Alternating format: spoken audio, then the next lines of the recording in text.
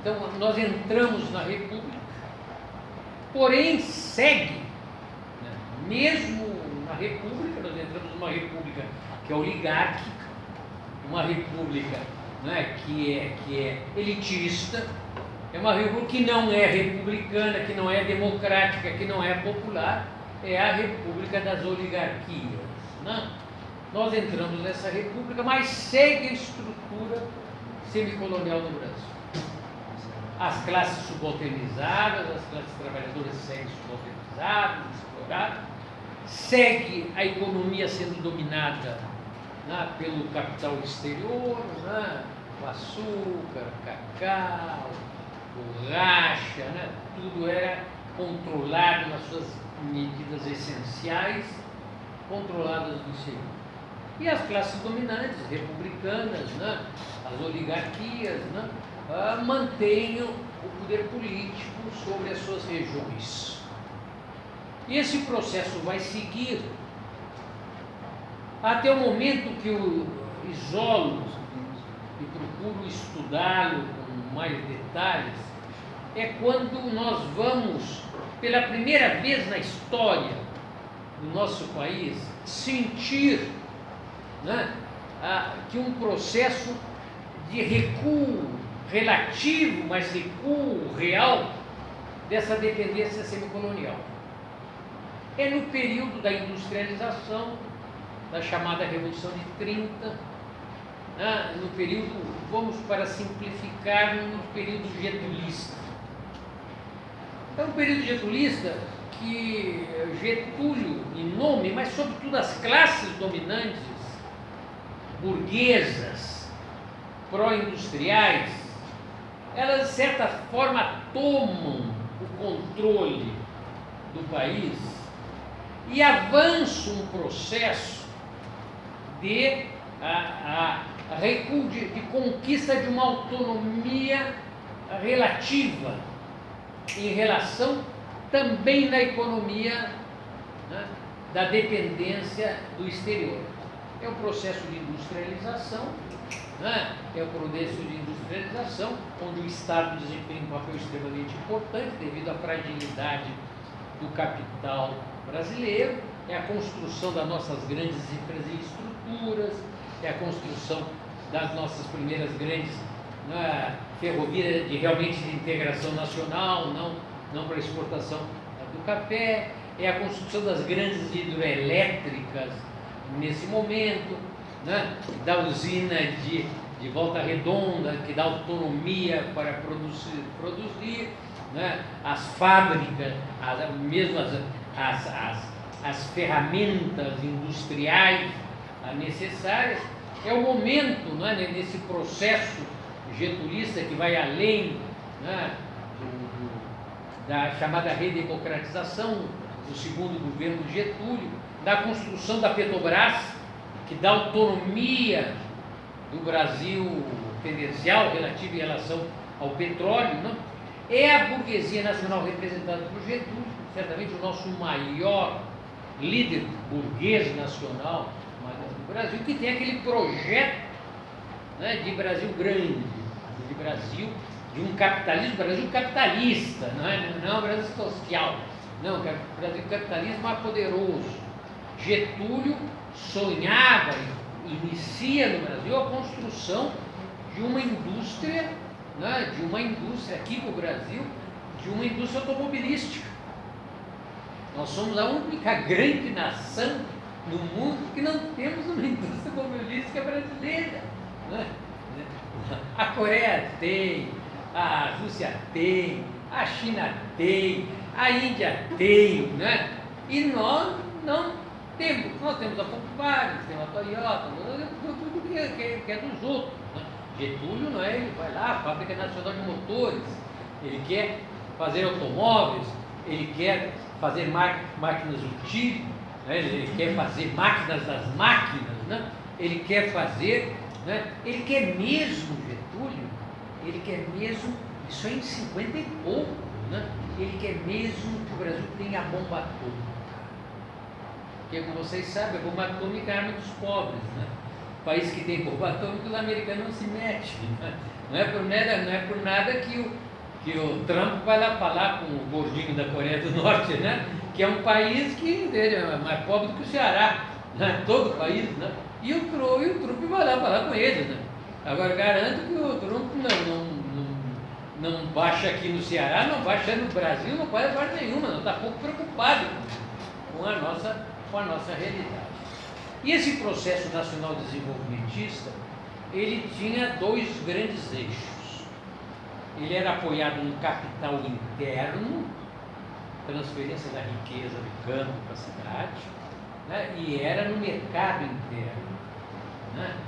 Então, ele necessitava fazer um certo equilíbrio com a própria população trabalhadora. Aí surge o populismo, né? Porque necessitava até do consumo interno, do apoio da classe trabalhadora. Mas era uma submissão da classe trabalhadora.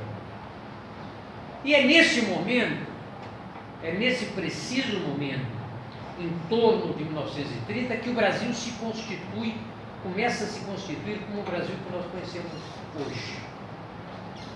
É uma coisa muito difícil nós pensarmos nisso e compreendermos isso hoje. Naquela época, antes de 1930, praticamente nós não tínhamos o Brasil nesse sentido que nós damos hoje para a categoria.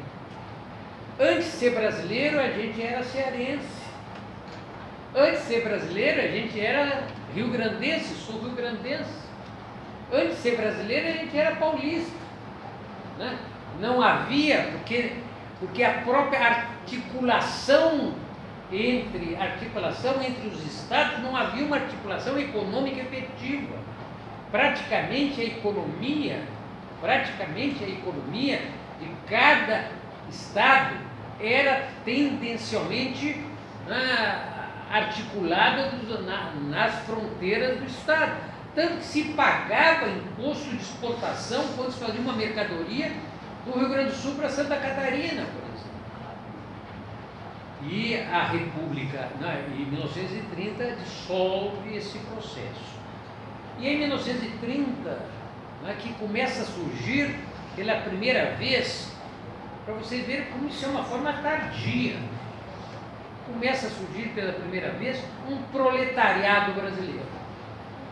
Para quem, centralizado sobretudo inicialmente, centralizado no Rio e São Paulo, um pouco no Rio Grande do Sul, mais tarde em Minas Gerais, né? Mas é nesse momento que surge um proletariado brasileiro, um proletariado que pode começar, né? que necessita se levantar num processo de autonomia para defender. Já em 22 nós tínhamos a formação do Partido Comunista Brasileiro, um proletariado que tem como função também se levantar e propor, não, nós temos um projeto para o país que não é o projeto das classes dominantes, nem mesmo é o projeto desenvolvimentista burguês.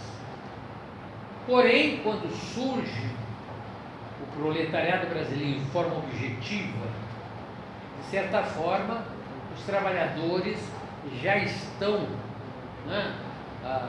política e ideologicamente, já estão contidos na camisa de força do stalinismo.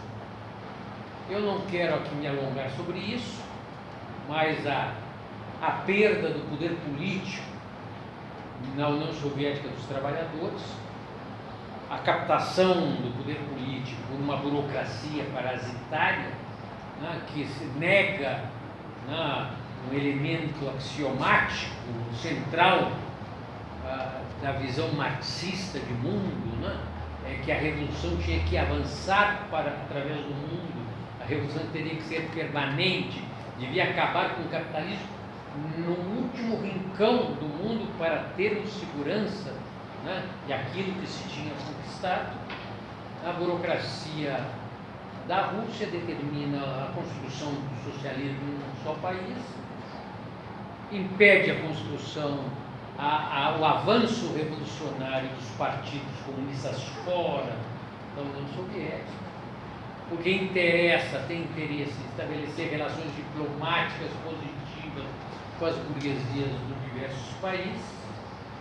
E é nesse contexto, né, que, né, os partidos comunistas, através do mundo, e aqui no Brasil, né, eles passam a propor a chamada revolução por etapas, né, a revolução que primeiro nós tínhamos que vencer as barreiras, né, as barreiras feudais, os resquícios feudais que nós teríamos, e que durante esse longo período, quem deveria comandar os trabalhadores, literalmente, era a burguesia chamada nacional e progressista.